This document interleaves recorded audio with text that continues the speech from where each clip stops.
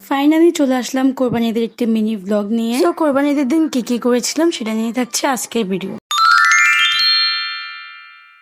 Hello everyone, আসসালামু আলাইকুম, this is Miritu, welcome back to my new video. তো video শুরুতে প্রথমে বলতেছি তোমরা প্লিজ আজকে এই ভিডিওতে আমার ভয়েসটা একটু ইগনোর করো, কারণ আমার গরম ঠান্ডা গলাটা একটু বসে গিয়েছে। তো কোরবানি ঈদের দিন আমি সেরকম কোনো ভিডিও ক্লিপই নিতে পারিনি ব্যস্ততার কারণে, যেহেতু শ্বশুর বাসায় ছিলাম। ভাবলাম কোনো ভিডিও হয়তো দিতে পারবো না, বাট চিন্তা করলাম যে কয়টা ক্লিপ নিয়েছিলাম সেগুলো দিয়ে একটা মিনি ব্লগ বানিয়ে। তো আমি হচ্ছে ঈদের আগের দিন আমার শ্বশুর বাসায় চলে আসি। এসে হচ্ছে আমরা প্রথমে গরু দেখতে যাই। তো এই যে এটা ছিল আমার শ্বশুর বাসায় গরু, আর এই যে এটা হচ্ছে আমার আব্বুদের গরু। তবে কষ্টের কথা হচ্ছে আমি এবার আমার আব্বুদের গরু একটু সামনে থেকে দেখতে পারি। তো ঈদের দিন সকালে উঠে আমি হচ্ছে বাসার টুকটাক কিছু কাজ শেষ করে চলে যাই গরু দেখতে, কারণ একটু পর গরুটা জবাই দিয়ে ফেলবে। গিয়ে দেখলাম গরুটা চোখ দিয়ে পানি পড়তেছিল, মানে গরুটা কান্না করতেছিল, তো দেখে খুবই খারাপ লাগতেছিল। এবারে গরুটা অনেক বেশি দুষ্ট ছিল, একটু কাছ থেকে আদরও করতে পারিনি ভালোভাবে। এখানে আমি ধরার চেষ্টা করতেছিলাম কিন্তু ভয়ে পারতেছিলাম না। তারপর চলে আসি বাসায়, ওইদিকে হচ্ছে গরুটা জবাই দিচ্ছিল, আর এদিকে আমি আর ভাবি মিলে হচ্ছে রুটিগুলো বানিয়ে নিচ্ছিলাম। রুটি বানানো শেষ করে চলে যাই হচ্ছে গরু কাটার এখানে গিয়ে দেখি যে সবাই মিলে একসাথে গরু কাটতেছিল, অনেক বেশি ভালো লাগতেছিল।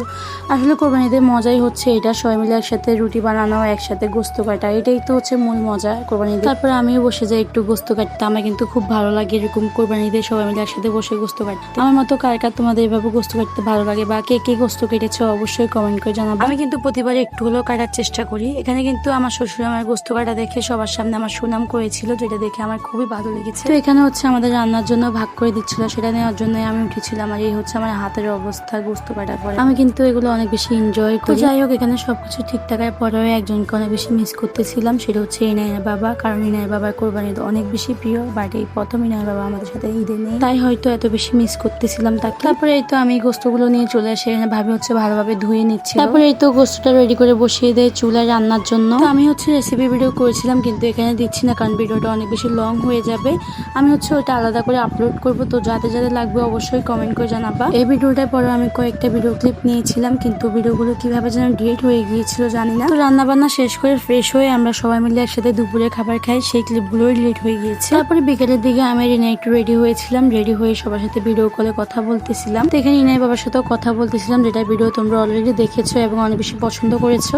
তারপরে ইবুর সাথে কথা শেষ করে বাইরে গিয়ে আমার শ্বশুর শাশুড়ি সহ সবাইকে সালাম করি, ইনাইও সবাইকে সালাম করে। কিন্তু ওই ক্লিপগুলো নেওয়া হয়নি, কারণ আমার শ্বশুর শাশুড়ি ক্যামেরার সামনে আসতে স্বাচ্ছন্দ্য বোধ করে না। এরপরে আর কোনো ভিডিও ক্লিপে নেওয়া হয়নি। সো আজকে ভিডিওটি এতটুকুই। তোমাদের এই কোরবানিদের ব্লগটি কেমন লেগেছে অবশ্যই কমেন্ট করে জানাবে। টিল দেন স্টে হ্যাপি, খুব ভালো থাকবে। আজকের জন্য এতটুকুই, দেখাবো নেক্সট কোনো ভিডিওতে। ততক্ষণ পর্যন্ত আল্লাহ হাফেজ সবাইকে।